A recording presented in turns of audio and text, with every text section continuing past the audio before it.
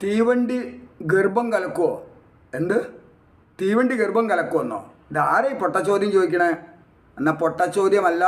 തീവണ്ടി ഗർഭം കലക്കുമെന്ന് ഒരു നാട്ടിലെ പ്രമാണിമാർ, ഉന്നത കുലജാതരാണെന്ന് സ്വയം അഹങ്കരിച്ചോർ, അവർ ഒറ്റക്കെട്ടായിട്ട് വിശ്വസിച്ചു, ഞങ്ങളുടെ നാട്ടിലൂടെ തീവണ്ടി പോയാൽ ഞങ്ങളുടെ പെണ്ണുങ്ങളുടെ ഗർഭം കലങ്ങും.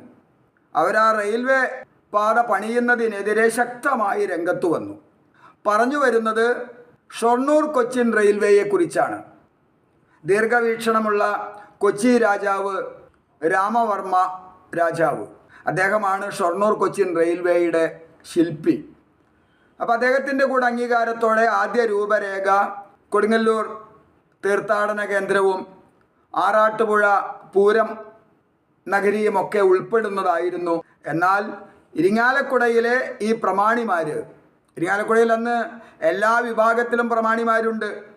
ഇതേ കൊച്ചി രാജാവ് തന്നെ ഇരിങ്ങാലക്കുടയിൽ കൊണ്ടുവന്ന് നസ്രാണികളെ വ്യാപാരത്തിന് വേണ്ടി താമസിപ്പിച്ചതുകൊണ്ടാണ് ഇരിങ്ങാലക്കുട ഒരു വ്യാപാര കേന്ദ്രമായി മാറിയത്. അപ്പം അങ്ങനെയുള്ള പ്രമാണിമാർ ഒറ്റക്കെട്ടായി തീവണ്ടി പോയാൽ തങ്ങളുടെ പെണ്ണുങ്ങളുടെ ഗർഭം കലങ്ങും, അതുകൊണ്ട് തീവണ്ടിപ്പാത ഇതിൽ വേണ്ട എന്ന് പറഞ്ഞപ്പോൾ രാജാവ് ആലോചിച്ചു, എന്തിനാണ് പ്രമാണിമാർക്ക് ആർക്കും വേണ്ട എങ്കിൽ, നാട്ടുകാർക്ക് വേണ്ടെങ്കിൽ അത് മറ്റൊരു സ്ഥലത്തൂടെ ആയിക്കോട്ടെ. അങ്ങനെയാണ് ഇപ്പോഴത്തെ രൂപരേഖ രണ്ടാമത് സൃഷ്ടിച്ചത്. ഇത് വെറുതെ പറയുന്നതല്ല. ഈ അടുത്ത കാലഘട്ടം വരെ ഇരിങ്ങാലക്കുട നഗരത്തിൻ്റെ ഹൃദയത്തിൽ റെയിൽവേയുടെ ഒരു അടയാളക്കല്ല് കിടന്നിരുന്നു. ഡാണാവിൽ പൊളിച്ചുപോയ സബ് ജയിലിൻ്റെ മുൻപിലായിരുന്നു ആ അടയാളക്കല്ല്.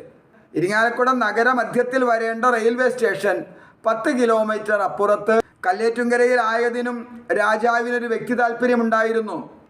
രാജാവ് തൃശ്ശൂരിൽ നിന്ന് തൃപ്പൂണിത്തുറ കോവിലകത്തേക്കുള്ള യാത്രാമധ്യേ വിശ്രമിച്ചിരുന്ന ഒരു ഗൃഹം കല്ലേറ്റുംകരയിലുണ്ടായിരുന്നു.